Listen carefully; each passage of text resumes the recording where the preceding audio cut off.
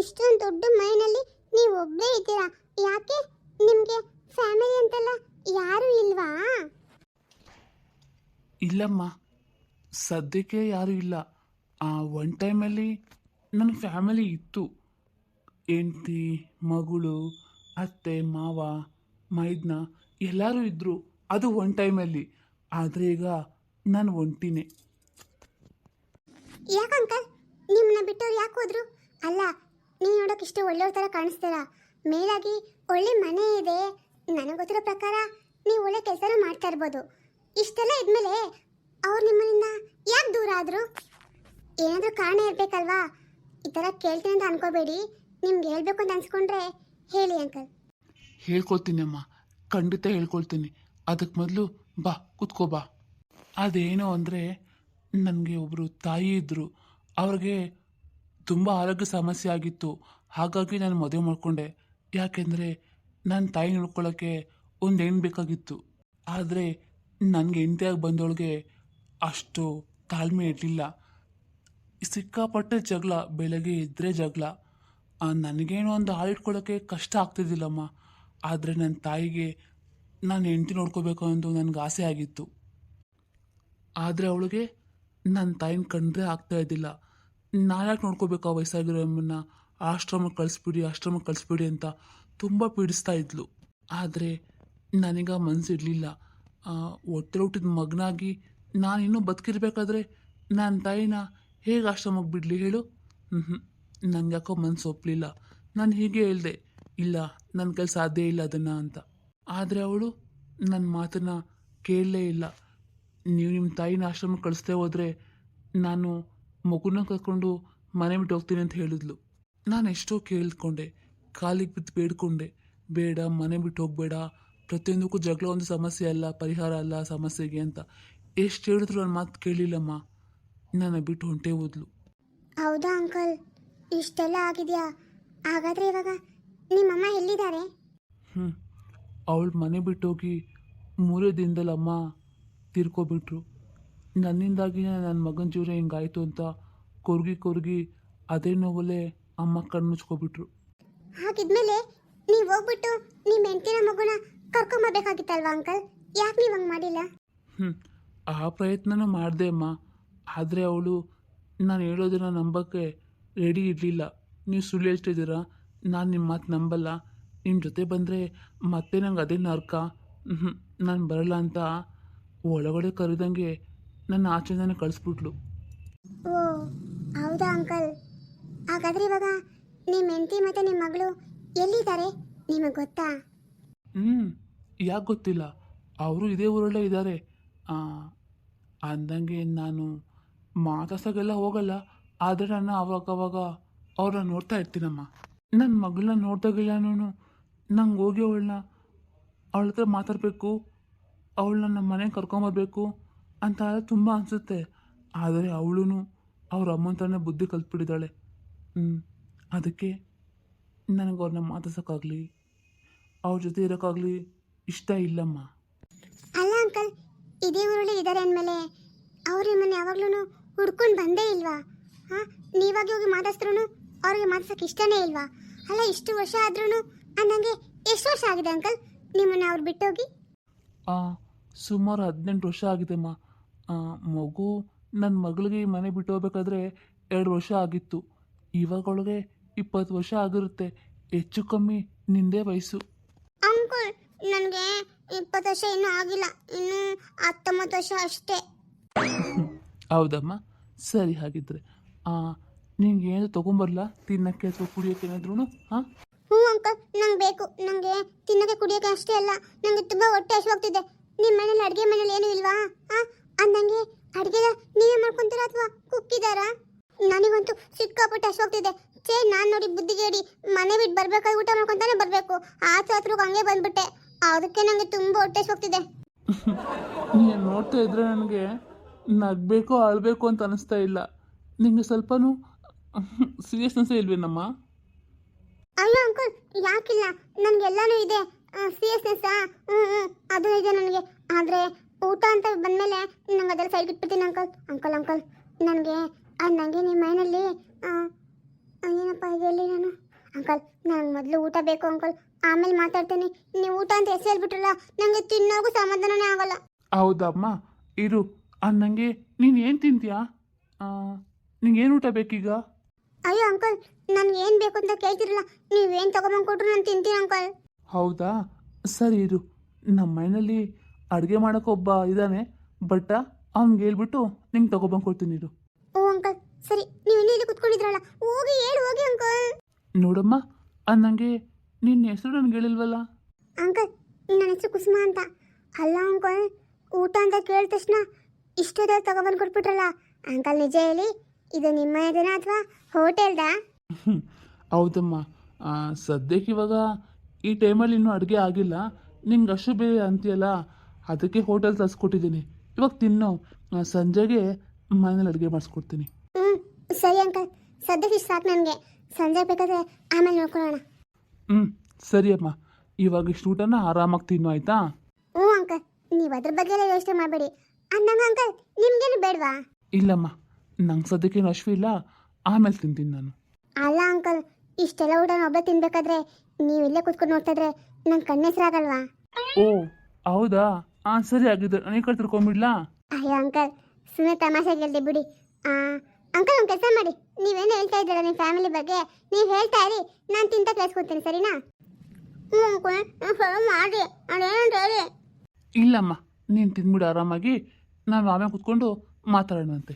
ಹ್ಞೂ ಅಂಕಲ್, ಅದು ಅಂತ ಸೈನೆ ತಿನ್ನೋಕೆ ಡಿಸ್ಟರ್ಬ್ ಆಗ್ತಿರುತ್ತಲ್ಲ, ನಾನು ತಿಂದ್ಬಿಡ್ತೀನಿ, ಆಮೇಲೆ ಮಾತಾಡೋಣ ಇರಿ. ಅಪ್ಪ, ಆ ಸೈಟಿನ ಬಗ್ಗೆ ಏನಾದ್ರೂ ವಿಚಾರಿಸಿದ್ರಾ? ಏನಾದರೂ ಗೊತ್ತಾಯ್ತಾ ಹೆಂಗೆ? ಇಲ್ಲ ಮಗ್ನೆ, ನಾನು ಫೋನ್ ಮಾಡಿದ್ದೆ, ಅವ್ರ ರಿಸೀವ್ ಮಾಡ್ತಾ ಇಲ್ಲ. ನೋಡು, ಸೈಟ್ ತಗೊಳ್ಳೋರ್ಗು ಒಂದು, ತಗೊಂಡ್ಮೇಲೆ ಇನ್ನೊಂದು. ಹೌದಪ್ಪ, ಒಂದು ಕೆಲಸ ಮಾಡು, ಅವ್ರ ನಂಬರ್ ನನಗೆ ಕೊಡು, ನಾನು ಸರಿ ಫೋನ್ ಮಾಡ್ತೀನಿ. ಫೋನ್ ರಿಸೀವ್ ಮಾಡಿದ್ರೆ ಅಲ್ಲೇ ಹೋಗಿ ನೋಡ್ಕೊಂಡು ಬರ್ತೀನಿ. ಅಲ್ಲೇ ಇನ್ನೂ ಎಷ್ಟು ದಿವಸ ಅಂತ ಹೆಂಗೆ ಬಿಡೋದು ಹೇಳು, ಅಲ್ವಪ್ಪ? ಅದಕ್ಕೆ ನಾವು ಆದಷ್ಟು ಬೇಗ ಎಲ್ಲ ಕೆಲಸ ಮಾಡಿ ಮುಗಿಸ್ಬೇಕಪ್ಪ. ಹ್ಞೂ ಮಗ್ನೆ, ಇನ್ನೊಂದು ಸ್ವಲ್ಪ ಕೆಲಸ ಬಾಕಿ ಇದೆ ಅಷ್ಟೇ. ರಿಜಿಸ್ಟ್ರೇಷನ್ ಎಲ್ಲ ಮುಗ್ದಿದೆ, ಇನ್ನೊಂಚೂರು ದುಡ್ಡು ಕೊಡೋದಿದೆ. ಅದು ಕೊಟ್ಬಿಟ್ಮೇಲೆ ಸೈಟ್ ನಮಗೆ, ಆಮೇಲೆ ನಾವು ಪಾಯಿ ಹಾಕೋಬೋದು. ಹ್ಞೂ ಅಪ್ಪ, ಹಂಗೆ ಮಾಡೋಣ ತಡೀರಿ. ಪವಿತ್ರ, ಪವಿತ್ರ, ಇದ್ಯಾರಿದು? ಪವಿತ್ರ ಅಂತ ಕರಿತಾ ಇದ್ದಾರಲ್ಲ. ಸಾಮಾನ್ಯವಾಗಿ ಅಮ್ಮನ ಹೆಸರು ಕರೀತಾರೆ, ಇಲ್ಲ ನಿನ್ನ ಹೆಸರು ಕರೀತಾರಲ್ಲಪ್ಪ. ಇವ್ರು ಯಾರು ಪವಿತ್ರ ಅಂತ ಇದ್ದಾರಲ್ಲ? ಅದೇ ಬಹುಶಃ ಪವಿತ್ರನ ಯಾರನ್ನ ಸಂಬಂಧ ಇರ್ಬೋದಾ? ಹೋಗಿ ನೋಡಪ್ಪ, ಒಳಗೆ ಕರಿ ಅವ್ರನ್ನ. ಅಪ್ಪ, ನನಗೂ ಹಂಗೆ ಅನ್ಸುತ್ತೆ. ಯಾರದು? ಬನ್ನಿ, ಒಳಗಡೆ ಬನ್ನಿ. ಯಾವ್ದು? ನನಗೂ ಕೇಳಿಸ್ತಪ್ಪ, ನಾನು ಮಲಗಿದ್ದಳು ಎದ್ದು ಬಂದಿದ್ದೀನಿ. ಓ, ನಿನ್ನ ನಿದ್ದೆ ಮಾತ್ರ ಎಚ್ಚರ ಆಗ್ಬಿಡ್ತಾ? ಅಯ್ಯೋ ರೀ, ಇದು ನಮ್ಮ ಅರುಣ್. ಅವನ ಕಲ್ಲಿ ನಿಂತ್ಕೊಂಡಿದ್ದಾನಲ್ಲ. ಹಾಂ ಅರುಣ್, ಒಳಗಡೆ ಬಾರೋ ಇಲ್ಲಿ. ಇಲ್ಲ ಪವಿತ್ರ, ಒಂದು ನಿಮಿಷ ನೀನು ಈಚೆ ಬಾ. ರೀ, ಅವನ ಯಾಕೆ ಒಳಗಡೆ ಬರ್ತಾ ಇಲ್ಲ? ಬನ್ನಿ, ನಾ ಇಬ್ರು ಹೋಗ್ಬಿಟ್ಟು ಒಳಗೆ ಕರ್ಕೊಬರೋಣ. ಅಪ್ಪ, ಅದು ಹೋಗಪ್ಪ, ಹೋಗ್ಬಿಟ್ಟು ನೀನು ಹೆಂಡ್ತಿ ಹೇಳ್ದಂಗೆ ಕರೆಕ್ಟಾಗೈತೆ, ಹೋಗಿ ಒಳಗೆ ಕರ್ಕೊಬರೋಗು. ಅಲ್ಲ ಅಪ್ಪ, ಅದು ನಾನು ಹೇಗೆ ಹೋಗ್ಲಿ? ಹಾಂ, ನೋಡ್ ಮಗ್ನೆ, ನಾವು ಕಾಲ ತಕ್ಕಂಗೆ ಬದಲಾಗ್ತಾ ಇರಬೇಕು. ಇವಾಗ ಮನೆ ಬಾಗಿಲಿಗೂ ಮನೆ ಅಳಿಯ ಬಂದಾನೆ ಅಂದರೆ ನಾವು ಅವನಿಗೆ ಮರ್ಯಾದೆ ಕೊಡಲೇಬೇಕಪ್ಪ. ಹೋಗು, ಅದರಲ್ಲಿ ಏನು ಚಿಕ್ಕನಾಗಲ್ಲ, ನೀನು ದೊಡ್ಡನಾಗೇ ಇರ್ತೀಯ. ಹೋಗು, ಒಳಗಡೆ ಕರ್ಕೊಬರೋಕೆ ಹೋಗಿ. ಬನ್ನಿರಿ, ಅತ್ತೆ ಮಾವ ಇಬ್ಬರು ಹೇಳಿದ್ರಲ್ಲ, ಬನ್ನಿ. ಸರಿ ನಡಿ ಪವಿತ್ರ, ಅದು ಎಂತ ಸ್ವಲ್ಪ ಒಂದು ವಿಷಯ ಮಾತಾಡಬೇಕಾಗಿತ್ತು. ಸರಿ ಅರುಣ್, ಮೊದಲು ಒಳಗಡೆ ಬಾ. ಇಲ್ಲ ನಿಂತ್ಕೊಂಡಿದ್ಯಾ? ಬಾವಾ, ಬನ್ನಿ, ಒಳಗಡೆ ಬನ್ನಿ ಬಾವಾ. ಅಲ್ಲ ಕಣೋ, ಯಾಕೆ ಇಷ್ಟೊಂದು ಗಾಬರಿ ಹಾಕಿದ್ಯಾ? ಅದು ಒಬ್ಬನೇ ಬಂದಿದ್ಯಾ? ಕುಸುಮ ಎಲ್ಲಿ? ನೀನು ಯಾಕೆ ಇಷ್ಟೊಂದು ಗಾಬರಿ ಆಗಿದ್ದ? ಮೊದಲು ಏನಾಯ್ತು ಹೇಳು? ಅದು ಪವಿತ್ರ, ಕುಸುಮ ಆದರೂ ಇಲ್ಲಿಗೆ ಬಂದಿದ್ದಾಳ? ಅಲ್ಲ ಕಣೋ, ಅವಳು ಇಲ್ಲಿಗೆ ಏನಕ್ಕೆ ಬರ್ತಾಳೆ? ಅವಳು ನಿಮ್ಮನೆ ತಾನೇ ಇದ್ದಾಳೆ. ನಿಮ್ಮನೆ ಬಿಟ್ಟು ನಮ್ಮನೆಗೆ ಏನಕ್ಕೆ ಬರ್ತಾಳೆ? ಅಲ್ಲ, ಮೊದಲು ಏನಾಯ್ತದು ಕರೆಕ್ಟಾಗಿ ಹೇಳು. ಅಯ್ಯೋ ಪವಿತ್ರ, ಅದೇನಾಯ್ತು ಗೊತ್ತಾ? ನಮ್ಮ ಮನೆಯಲ್ಲಿ ಒಂದು ಸಮಸ್ಯೆ ಆಗ್ಬಿಟ್ಟಿತ್ತು. ಅದೇನು ಅಂದರೆ ಇಷ್ಟೆಲ್ಲ ಆಯಿತು. ಏನಪ್ಪ, ನೀ ಏನಪ್ಪ ಹೇಳ್ತಾ ಇದೀಯಾ? ಅಂದ್ರೆ ಕುಸುಮ ಇವಾಗ ನಿಮ್ಮ ಮನೇಲಿ ಇಲ್ವಾ?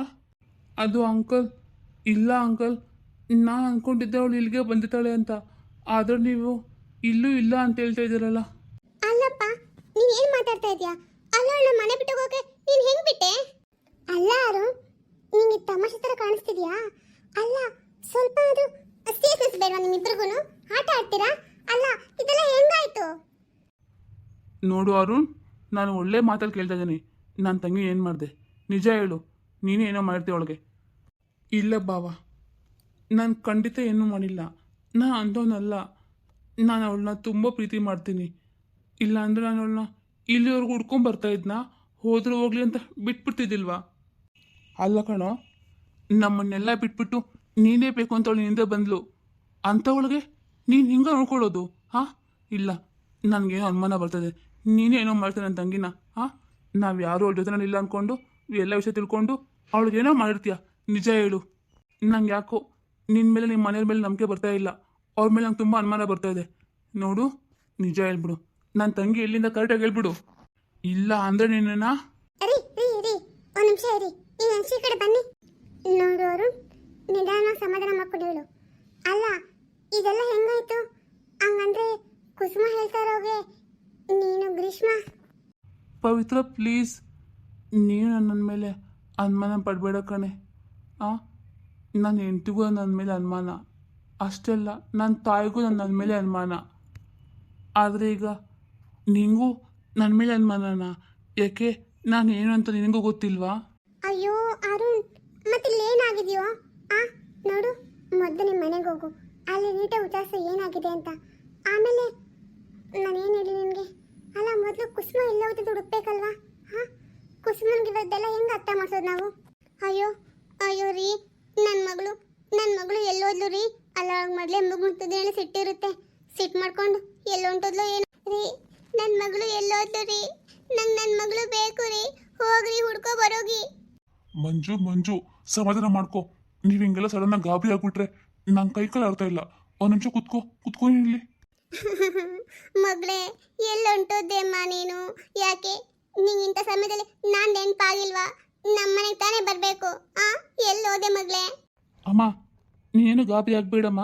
ಕುಸುಮ ಎಲ್ಲೂ ಹೋಗಿರಲ್ಲ, ಇಲ್ಲೇ ಎಲ್ಲೋ ಇರ್ತಾಳೆ. ನಾನು ಒಬ್ಬರು ಹುಡ್ಕೊಂಬರ್ತೀನಿ. ಮಗನೆ, ಮೊದಲು ಆ ಕೆಲಸ ಮಾಡು. ಅವಳು ಎಲ್ಲೂ ಹೋಗಿರಲ್ಲ. ಅವಳು ಫ್ರೆಂಡ್ಸ್ ಮನೆಗೋ ಅಥವಾ ಅರುಣ್, ನಿಮ್ಮ ಸಂಬಂಧಿಕರವ್ರಿಗೆ ಪರಿಚಯ ಇದ್ದಾರಾ? ಇಲ್ಲ ಅಂಕಲ್, ನಮ್ಮ ಸಂಬಂಧಿಕರು ಯಾರು ಅವಳಿಗೆ ಪರಿಚಯ ಇಲ್ಲ. ಮೇಲಾಗಿ ಊರಲ್ಲಿ ಯಾರು ನಮಗೆ ಸಂಬಂಧಿಕರು ಅಂತಲೂ ಯಾರೂ ಇಲ್ಲ. ರೀ, ಒಂದು ವೇಳೆ ಎಲ್ಲಾದ್ರೂ ಫ್ರೆಂಡ್ಸ್ ಮನೆಗೂ ಅಥವಾ ನಿಮ್ಗೇನು ಗೊತ್ತಾಗ್ತಾ ಇದೆಯಾ ಎಲ್ಲೋಗಿರ್ತಾಳೆ ಅವಳು ಅಂತ? ಇಲ್ಲ ಪವಿ, ಅವಳು ಇದಕ್ಕೆ ಮೊದಲೆಲ್ಲೂ ಈ ಥರ ಮಾಡಿರಲಿಲ್ಲ.